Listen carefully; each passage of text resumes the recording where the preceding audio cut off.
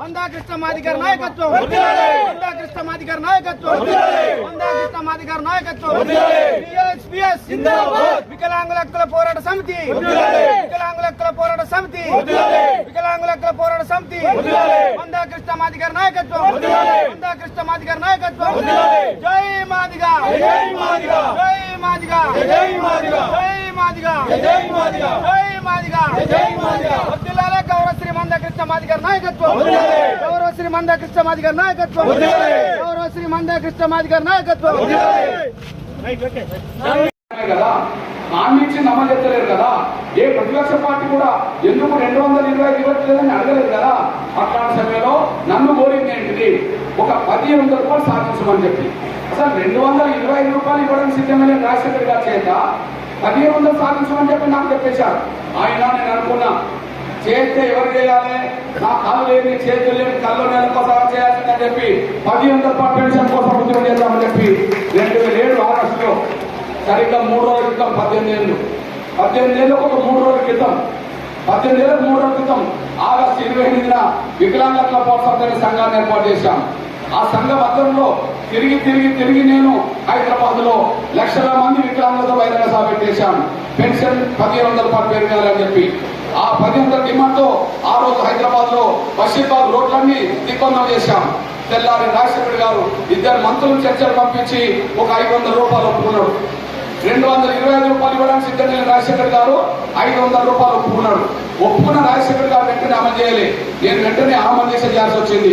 నువ్వు ఒప్పుకున్నది ఎందుకు అమలు చేస్తావు అని చెప్పి ఆమోదీక్ష చేస్తే ఆమోదీక్ష ఫలితం వల్ల ఆ రోజు నుంచే వికలాంగుల పెన్షన్ 200 నుంచి 500 రూపాయలు అమలు జరగడం మొదలైంది రాజశేఖర్ కాలంలో.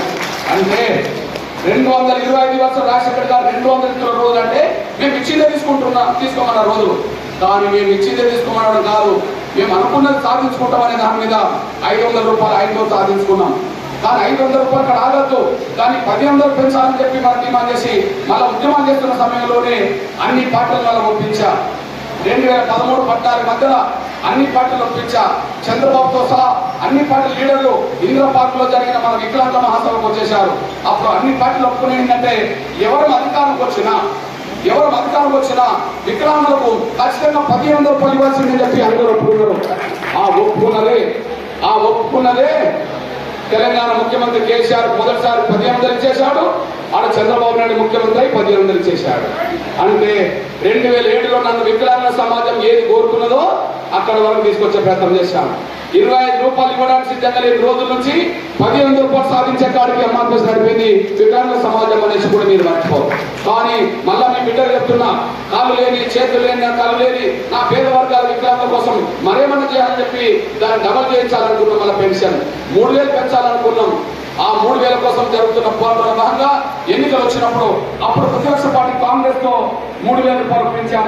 అప్పుడు పిసిసి అధ్యక్షుడు ఉత్తమ్ కుమార్ రెడ్డి గారు వాళ్ళ నాయకత్వంలో 3000 రూపాయలు పెంచాం. 3000 రూపాయలు కాంగ్రెస్ ఎప్పుడైతే ప్రచారం చేస్తున్నారో కేసీఆర్ వెంటనే ఏమనంటే కాంగ్రెస్ వాళ్ళు 3000 కంటే నేను 3016 అని చెప్పి ఆయన అన్నాడు. ఆ 3016 తీసుకొచ్చాను. అంటే ఆగుతున్న పెన్షన్ పెంచే విధానం పెరుగుతూ వచ్చేసింది. 200 కాడ ఆగిపోయిన పెన్షన్లు 1500, 3000 నుంచి మళ్ళీ 6000 డిమాండ్ చేశాం. 6000 డిమాండ్ చేసినప్పుడు మన కేసీఆర్ ఉద్యమం చేస్తున్న సమయంలోనే ఒక 1000 రూపాయలు పెంచి 4016 ఇచ్చేశాడు. కానీ 4016 కాదు ఆగలనా 6000 సాధించాలనుకున్న సమయంలోనే ఎన్నికలు వచ్చినాయి. ఆ ఎన్నికల్లోనే కాంగ్రెస్ అయినా బీఆర్ఎస్ అయినా 6000 రూపాయలు వికలాంగులు చెప్పుకుంటున్నారు. గమని చేయమని కోరుతున్నాం. ఇప్పుడు చెప్పండి, మీ బిడ్డగా పేద వర్గాల బిడ్డగా వికలాంగుల గురించి మాట్లాడిన కాలం ముందు 200 అక్కడ ఆగింది.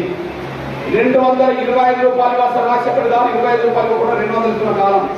ఆ 200 ఇస్తున్న కాలం నుంచి 500 పెంచేటట్టు చేశాం. 500 1500 తీసుకొచ్చాం.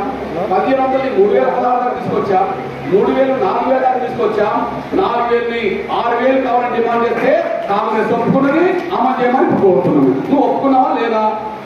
కాంగ్రెస్ పార్టీ మేనిఫెస్టో 6000 ఇస్తామన్నదా లేదా? ఇస్తామన్న మీరు 20 నెలలు గడిచిన ఎందుకు ఇవ్వట్లేదో అడగడం కోసం నిలదీయడం కోసమే హైదరాబాద్ లో సభ పెట్టబోతున్న విషయం కూడా మీరు మర్చిపోతారు కోరుతున్నాను. ఆ విధంగా నేను ఇప్పుడు వికలాంగుల గురించి మాట్లాడుతున్నానంటే ఈ రోజు నేను మాట్లాడుతున్నది కాదని 18 ఏళ్ళ నుంచి నాకు వికలాంగులతో ఉన్న అనుబంధాన్ని చెప్పిన విషయం నేను మర్చిపోవాలి. ఇకపోతే ఇక్కడ నా ముసలి తల్లులు ఉన్నారు, ఇక్కడ నా వృద్ధులు అన్నబడుతున్న తల్లిదండ్రులు ఉన్నారు. మీ బిడ్డగా మీ అన్న చెప్తున్నాను, మాదిగ దండోరం ముసలిలో తప్పన మాట్లాడినంత కాలం 200 పెన్షన్ ఉన్నది. 15 గడిచిన ₹1 పెరగలే. నేను గమనించాను, నేను అర్థం చేసుకున్నాను. మీరు ఒకసారి ఆలోచించండి. 2004లో వృద్ధుల వితంతుల పెన్షన్ రాజశేఖర్ గారు 200 ఇచ్చాడు. రాజశేఖర్ గారు చనిపోయింది 2009 సెప్టెంబర్లో. ఆ తర్వాత రోషే గారు ముఖ్యమంత్రి అయ్యాడు, ఆయన 200 ఇచ్చేశాడు. రోషే కొంతకాలం పరిపాలించినాక కిరణ్ కుమార్ గారు ముఖ్యమంత్రి అయ్యాడు, ఆయన పరిపాలించినంత కాలం గదే 200 ఇచ్చేశాడు. ఇప్పుడు చెప్పండి, రాజశేఖర్ గారు 200, రోషే 200, కిరణ్ కుమార్ గారు 200. ఉమ్మడి ఆంధ్రప్రదేశ్ లో 10 ఏళ్ల పాలన జరిగింది. 200 నుంచి అదనంగా ₹2 పెరగలే, ₹1 కూడా పెరగలే. ఇది మన సత్యమైన విషయం, మీరు మర్చిపోదు. అంటే ఎవరు అడగకపోతే పెరగవని వాళ్ళకు వాళ్ళు పెంచాలని విషయం రుజువైంది కదా. వాళ్ళకు వాళ్ళు పెంచరు. రాజశేఖర్ గారు పెంచలే. 2004లో 200 ఇస్తే ఆయన చనిపోయింది 2009లో కదా. అంటే అప్పుడు కూడా ఆయన పెన్షన్ పెంచలే. ఆయన తర్వాత రోషే వచ్చిండు కదా, ఆయన కూడా పెంచలే. ఆ తర్వాత కిరణ్ కుమార్ గారు వచ్చిండు కదా, ఆయన కూడా పెంచలే. ఎందుకు పెంచలే? వాళ్ళు ఎవరు పేద కుటుంబం నుంచి రాలేదు కదా. ఇప్పుడు నేను చెప్పాను కదా, రేవంత్ రెడ్డి గారు ఏ కుటుంబం వచ్చిండు? పేద కుటుంబం నుంచి రాలేదు కదా. కేసీఆర్ ఏ కుటుంబం వచ్చిండు? పేద కుటుంబం నుంచి రాలేదు కదా. రాజశేఖర్ గారు ఏ కుటుంబం వచ్చిండు? పేద కుటుంబం నుంచి రాలేదు కదా. పేద కుటుంబం నుంచి రానులకు పేదల బాధలు ఏం తెలుస్తాయి? పెన్షన్ మీద ఆధారపడే వాళ్ళ బాధలు ఏం తెలుస్తాయి? తెలవు కాబట్టి మన పెన్షన్ పెంచలేదు. ఆ విధంగా రాజశేఖర్ గారు 200, రోషే 200, కిరణ్ కుమార్ 200 ఇచ్చేశాడు. 10 ఏళ్ళు కలిసిన ₹1 పెరగని పెన్షన్ ను మళ్ళా నా వృద్ధుల తరఫున కొట్లాడితే మరో 10 ఏళ్లలోనే 10 పెరిగి 2000 వచ్చేసింది. 2004, 2014 మధ్యలో ₹1 పెరిగిన పెన్షన్, కానీ 2014-24 మధ్యలోనే అది 2000 దాకా వచ్చేసింది. ఇప్పుడు 2025లో ఉన్నాం, అది 4000 కాబోతున్నది. ఆంధ్రప్రదేశ్ ఇచ్చాం, ఆంధ్రప్రదేశ్ ఇస్తున్నారు. ఇప్పుడు ఈ మార్కెట్ డిమాండ్ చేస్తున్నాం, అది ఇస్తామన్నారు. ఇక్కడ మీరు ఆలోచించాలి. 10 ఏళ్ళు ₹1 పెరిగిన పెన్షన్ మరో 10 ఏళ్ళలో 10 పెరిగి 2000 ఎట్లయింది? ₹2,200 రాజశేఖర్ గారు ఇస్తే రోషయ్య వచ్చి 400 చేయలేదు కదా. పోనీ కిరణ్ కుమార్ గారు దాని ఒక ₹100 నుంచి 500 చేయలేదు కదా. మరి 10 ఏళ్ళు కలిసిన ₹1 పెరిగిన పెన్షన్ మరి మరో 10 ఏళ్లలో 10 పెరిగి 2000 దాకా ఎట్లు వచ్చినాయి. మళ్ళీ ఈ నెలలో, ఈ వచ్చే నెలలో 4000 ఎట్లా కాబోతుందంటే అక్కడనే ఎంఆర్ఎస్ వృద్ధుల తరఫున పోరాటం మొదలు పెట్టాల్సి వచ్చింది. ఇప్పుడు మీ అలా చెప్తున్నాను, ఇప్పుడు మనం చెప్పలే. మరి 10 ఏళ్ళు కలిసిన ఏ పార్టీ అడిగిందా? అయ్యా రాజశేఖర్ గారు మీరు ఎంతకాలం 200 ఇస్తున్నారు, అది తప్పు కదా, పెన్షన్ పెంచమని పార్టీలు అడగాలి కదా. లేదా రోషే వచ్చిండు, అయ్యా మీరు రాజశేఖర్ గారు ఇచ్చిందే మీరెందుకు ఇస్తుండ్రు, మీరు పెన్షన్ పెంచమని చెప్పి అడగాలి కదా. అయ్యా రోషే గారు దిగిపోయినాక కిరణ్ కుమార్ గారు మీరెందుకు పెంచట్లేదని అడగాలి కదా. 10 ఏళ్ళు ఎవరు అడగలే, ఇప్పుడు అడుగుతున్నా. రేవంత్ రెడ్డి గారి గురించి 20 నెలలు చెప్పాను, 20 నెలలు పెన్షన్ పెంచలే.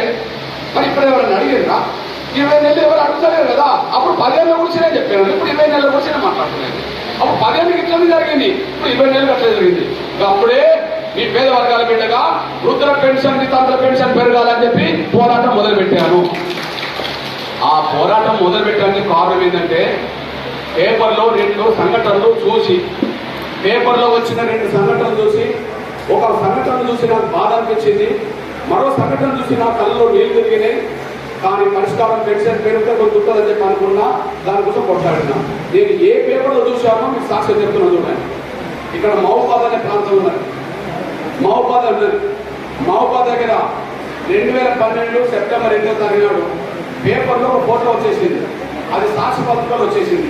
ఏమొచ్చిందంటే ఒక పేద ముసలి తల్లి, 80 సంవత్సరాల వయసు ధనలక్ష్మి, 80 సంవత్సరాల వయసు ధనలక్ష్మి. ఆమెకు కొడుకులు లేరు, భర్త చనిపోయిండు. ఒకనొక బిడ్డ ఉంటుంది. ఆ బిడ్డ దగ్గర తల్లి వచ్చి ఉంటుంది. కానీ తల్లిని సాధలేక బిడ్డ ఎంత దుర్మార్గం చేసిందంటే, ఈమె బతికినంత కాలం నేను సాధాల్సి వస్తుంది, ఈమె మంచాన్ని పడిపోతే నేను ఖర్చు పెట్టాల్సి వస్తుంది, నాకెందుకు ఈ భారం అని చెప్పి భావించుకొని తల్లి అనే మనసు కూడా లేకుండా ఆమెను చాలా దవాఖానకం తీసుకెళ్తాను నమ్మించి. అక్కడ నుంచి నర్సంపేట 70 కిలోమీటర్లు దూరం ఉంటే నర్సంపేటకు ఆటోలో తీసుకెళ్లి నాటి బస్టాండ్లో ఆమెను వదిలేసి వెళ్ళిపోయింది కన్న తల్లిని.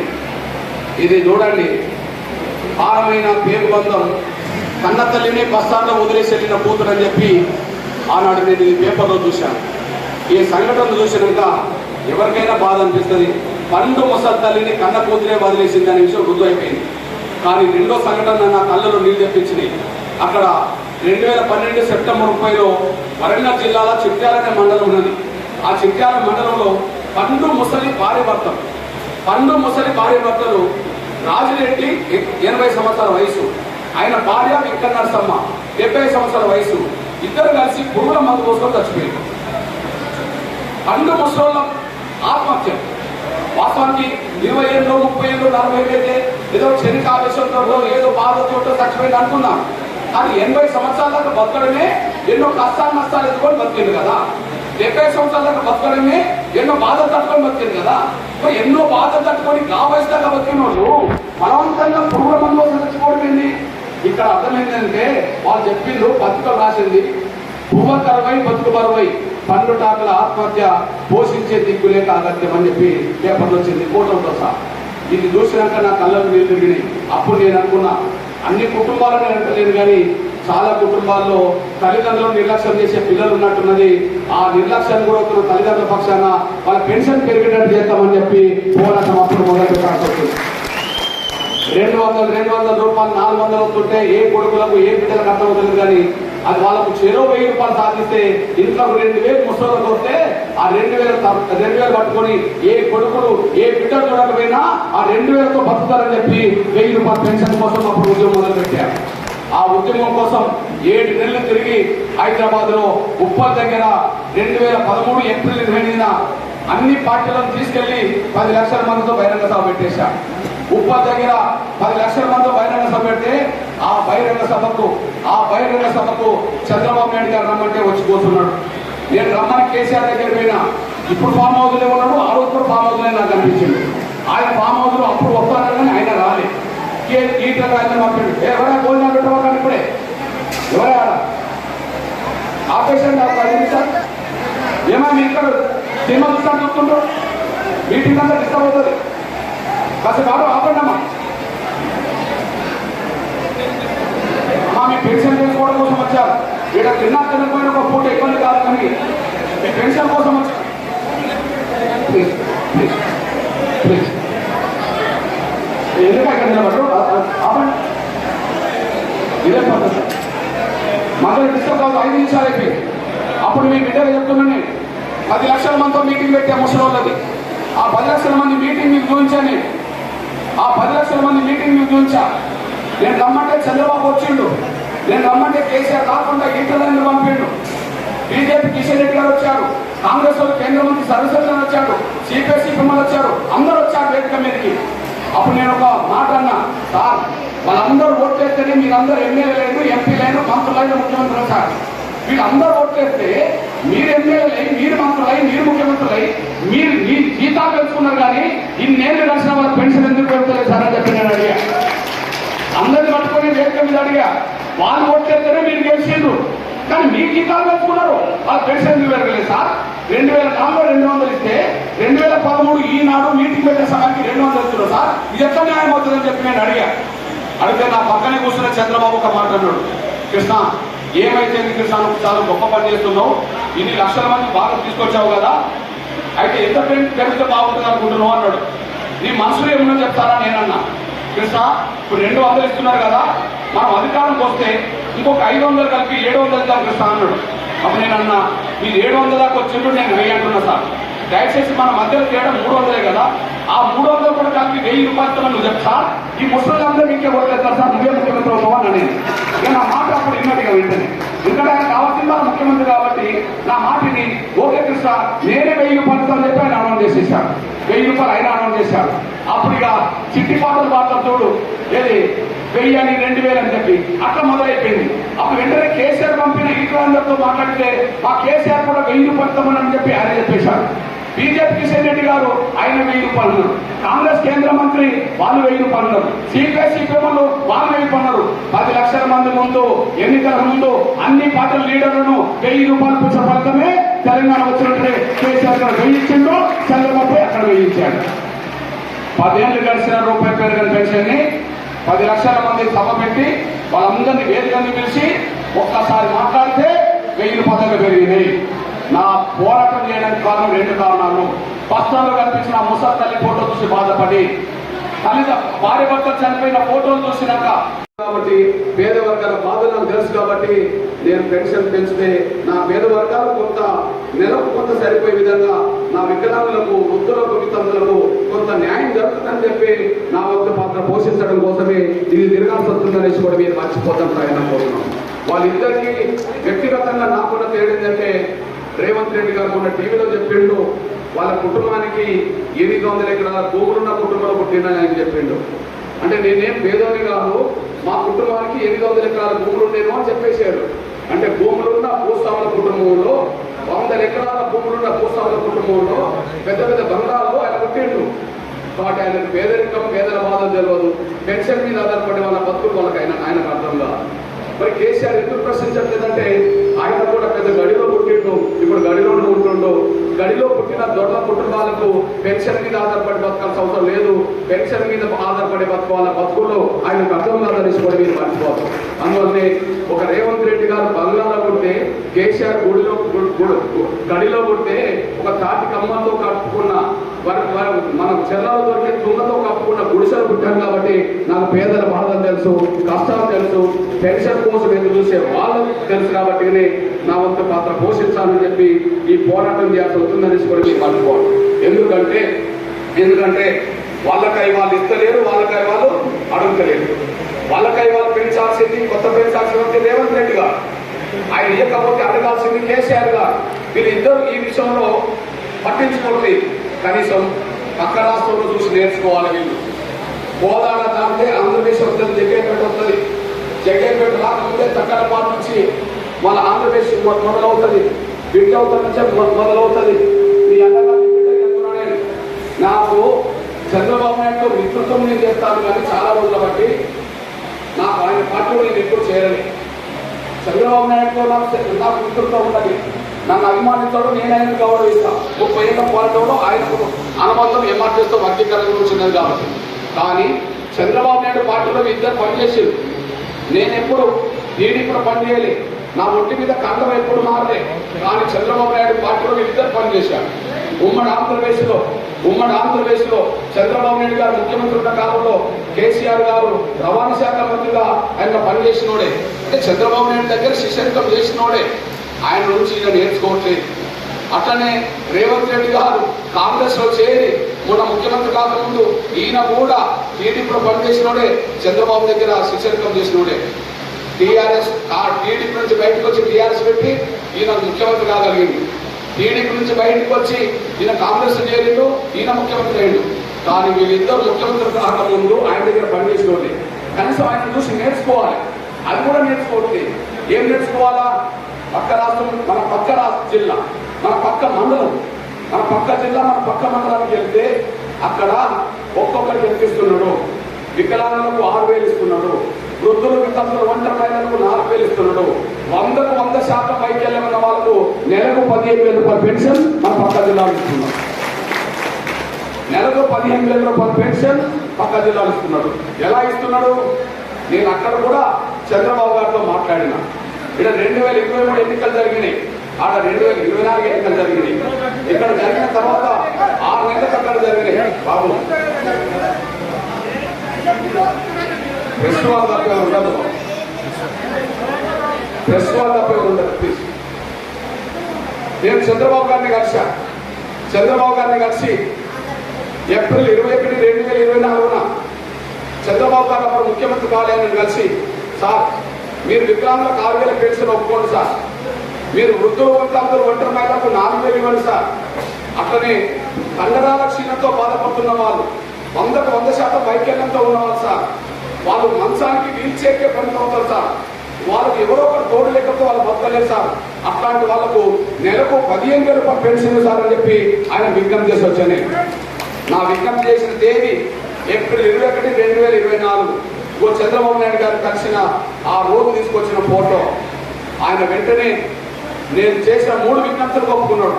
కృష్ణా ఖచ్చితంగా 6,000 పెన్షన్ ఇస్తా వికలాంగులకు, 4,000 పెన్షన్ ఇస్తా వృద్ధులు వితంతులు ఒంటరి మహిళలకు, 15,000 పెన్షన్ ఇస్తా 100% వ్యాఖ్యలతో ఉన్న వాళ్ళకని చెప్పి ఆయన హామీ ఇవ్వడమే కాదు, ఎన్నికల మేనిఫెస్టో కూడా పెట్టండి.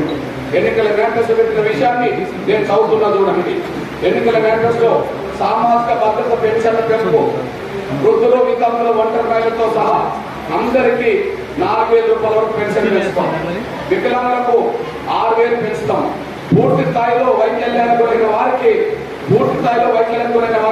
అంటే 100% వైకల్యం ఉన్న వారికి నెలకు 15,000 రూపాయలు పెన్షన్ ఇస్తామని చెప్పి ఆయన వాగ్దానం చేశారు.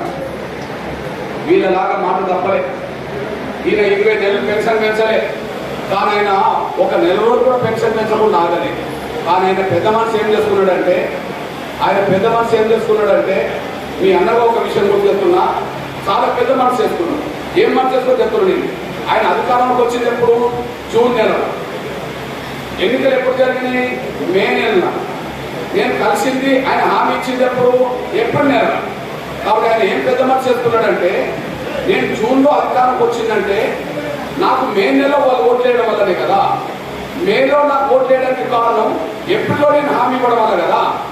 ఏప్రిల్లో నేను హామీ ఇవ్వడం వల్లనే మేలో నన్ను నమ్మి ఓట్లేశారు. వాళ్ళు ఓట్లేస్తేనే నేను కేసు అధికారంకి వచ్చాను. కాబట్టి అధికారంకి వచ్చిన జూన్ నుంచి నేను పెన్షన్ పెంచడం న్యాయం కాదు. నేను హామీ ఇచ్చిన ఏప్రిల్ నెల నుంచే పెన్షన్ పెంచమని చెప్పి ఏప్రిల్ నుంచి పెన్షన్ పెంచుకుంటూ అమలు చేసేసారు. అంటే జూన్లో అధికారంకి వచ్చిన చంద్రబాబు నాయుడు గారు ఏప్రిల్ కలిపి, మే కలిపి, జూన్ కలిపి, జూన్ నెలలో 3 నెలల పెన్షన్ ఒకేసారి పెన్షన్ ఇచ్చాడు. ఉదాహరణకు 6,000 ఏప్రిల్ 6,000, మే 6,000, జూన్ 6,000, 18,000 వికలాంగులకు జూన్లో ఇచ్చేశాడు. ఇప్పటికీ ఇస్తూనే ఉన్నాడు.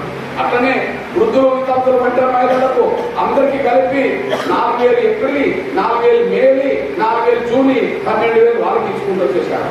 అట్లనే 15,000 100% వైకల్యం ఉన్న వాళ్ళకు 45,000 ఒకేసారి ఇచ్చుకుంటూ పోయాడు. ఆయనకి తేడా ఏంటంటే, ఆయనేమో హామీ ఇచ్చిన రోజు నుంచి పెన్షన్ పెంచిస్తే రేవంత్ రెడ్డి ఏమో హామీ ఇచ్చిన నెల నుంచి కాకుండా అధికారం వచ్చిన 20 నెలలు కలిసిన పెన్షన్ పెంచలేదంటే మనల్ని మోసం చేసిన వాళ్ళకి ఇది సాక్ష్యం అనేసుకోవడానికి మర్చిపోతారు సరైన అనుకుంటున్నాను. హామీ ఇచ్చిన రోజు నుంచి చంద్రబాబు ఇచ్చుకుంటూ వస్తున్నాడు, ఇప్పటికీ ఇస్తున్నాడు. ఎప్పుడు ఆగలే. 1వ తారీఖు వచ్చే సమయానికే ఇళ్లలో పోయిస్తున్నారు వాళ్ళందరూ కలిసి. 1వ తారీఖు నాడు ఇళ్లలో పోయిస్తున్నారు. కానీ జూలై నెల పెన్షన్ ఆగస్టులో మొన్న వస్తున్నాయి. జూలై నెల పెన్షన్ ఆగస్టులో వస్తున్నాయి. ఆయన 1వ తారీఖు నాడు ఇచ్చుకుంటూ పోతే జూలై నెల పెన్షన్ ఆగస్టు చివరి వారంలో వస్తున్నాయంటే ఎంత నమ్మక ద్రోహం మీరు చేస్తుండ్రో అర్థమవుతుందనేసి కూడా మీరు మర్చిపోతారు సరైన అనుకుంటున్నాను. ఈ పరిస్థితిలోనే మీ బిడ్డగా, మీ అన్నగా ఇక ఎవరి కోసం ఎదురు చూడొద్దని చెప్పి రేవంత్ రెడ్డి గారు తనకు తాను పెన్షన్ పెంచుకోవడానికి ఇక నమ్మకం పెట్టుకోవాల్సిన అవసరం లేదని, మన తరఫున ఏ ప్రతిపక్ష పార్టీ అడుగుతుంది అని చెప్పి ఇక ఆలోచించాల్సిన అవసరం లేదని చెప్పి ఇక పేదవర్గాల బిడ్డలుగా మనమే పోరాటం చేద్దాం, సాధించుకుందామని చెప్పి నేను ఈ పోరాటం చేయడానికి సిద్ధపడాల్సి వచ్చింది. ఇక్కడ పాత్రికేయ మిత్రులారా మీకు విజ్ఞప్తి చేస్తున్నది. అసలు శాసనసభలో రోజు గొడవలు జరుగుతుంటాయి, శాసనసభలో రోజు అల్లర్లు జరుగుతుంటాయి. వీళ్ళని వాళ్ళని నింపుకోవడం, వాళ్ళని వీళ్ళని నింపుకోవడం రోజు చూస్తూనే ఉంటాం. కానీ ఏడాడన్నా వికలాంగుల పెన్షన్ కోసం మాట్లాడిన రోజు చూస్తామా? ఏనాడన్నా వృద్ధుల కోసం, వితంతుల కోసం, ఒంటరి మహిళల కోసం, పేదవర్గాల పెన్షన్ ఆధారం కోసం, కొత్త పెన్షన్ల కోసం ఎదురు చూసే వాళ్ళ కోసం ఎప్పుడన్నా అసెంబ్లీలో చర్చ జరిగిందా? అంటే చాలా నిర్లక్ష్యం అనేసి మీరు మర్చిపోతాం. ఎందుకు నిర్లక్ష్యం? ఒక మాట చెప్పాలంటే పెన్షన్ మీద ఆధారపడే వాళ్ళంటే వాళ్ళకి ఎక్కడో చిన్న సూపు కనిపిస్తున్నది, వాళ్ళకి లెక్కలింతానం కనిపిస్తున్నది. ఎందుకంటే వాళ్ళు ధనిక వర్గం నుండి వచ్చిన వాళ్ళు, వాళ్ళ దయాదర్శన వాళ్ళ పెన్షన్ ఇస్తున్నారని వాళ్ళు భావించుకుంటున్నారు. వాళ్ళు ధనిక వర్గం నుండి వచ్చిన వాళ్ళు రేవంత్ రెడ్డి అయినా లేదా కేసీఆర్ అయినా భూములున్నా, ధనం ఉన్నా, వ్యాపారాలు ఉన్నా, కుటుంబం వచ్చిన వాళ్ళు కాబట్టి పెన్షన్ ఏదైనా వాళ్ళు ఇస్తున్నారంటే వాళ్ళ దయాదర్శనాల మీద, వాళ్ళ జేబుల నుండి ఇస్తున్నట్టుగా, వాళ్ళ కష్టం మీద ఇస్తున్నట్టుగా వాళ్ళు అనుకుంటారు. కానీ పెన్షన్ అనేది వాళ్ళ దయాదర్శనం కాదు, అది మన హక్కుగా సాధించుకుందామని చెప్పి పోరాటం సమస్య నిర్వహిస్తున్నది. మీ అన్నగా చెప్తున్నాను, పాత్రికేయ మిత్రులారా అర్థం చేసుకోండి. నేను 2 విషయాలు స్పష్టత ఇస్తున్నాను. ఒకటి వికలాంగుల విషయం, 2 వృద్ధుల వితంతుల విషయం. వికలాంగుల విషయంలో నేను చెప్తున్నా, నేను ఇప్పుడు వచ్చిందని చెప్పి ఇప్పటి నుంచి వికలాంగుల గురించి నేను మాట్లాడతలేను. 18 ఏళ్ల బట్టి ఎంఆర్ఎస్ వికలాంగుల పక్షాన్ని నిలబడి పోరాటం చేస్తున్నది. 18 ఏళ్ల బట్టి వికలాంగుల పక్షాన్ని పోరాటం చేస్తున్నది. అట్లనే వృద్ధులు, వితంతుల సంవత్సరం విషయంలో నేను ఇప్పుడు మాట్లాడతలేను. 12-13 ఏళ్ళుగా వీళ్ళ పెన్షన్ పెరగాలని మాట్లాడుతున్నాం. అంతకుముందు వికలాంగుల గురించి మాట్లాడక ముందు పెన్షన్ ఎక్కడ ఆగినాయి, ఇప్పుడు ఎట్లా పెరుగుతూ వచ్చేసింది. వృద్ధుల వితంతుల పెన్షన్ల గురించి ఎంఆర్ఎస్ మాట్లాడక ముందు పెన్షన్ ఎక్కడ నిలబడిపోయింది, ఆ తర్వాత ఎట్లా పెరుగుతూ వస్తున్నాయో ఒక్కసారి ఉదాహరణగా మీకు తీసుకొస్తున్నాను, గమనిస్తానని ఆశిస్తున్నాను నేను. ఉదాహరణకు 2007లో నాకు కొంతమంది వికలాంగ తమ్ముడు విశాఖపట్నంలో కలిసి, అన్నా మేము కాళ్ళు లేని వాళ్ళం, చేతులు లేని వాళ్ళం, కళ్ళు లేని వాళ్ళం అన్నా, మా పెన్షన్ పెరిగేటట్టు చూడు అన్నారు. ఎంత పెరగాలని నేను అడిగా. అప్పుడు రాజశేఖర్ గారి కాలం, బాబు లేవద్దని చెప్పి ఇప్పుడే ప్లీజ్.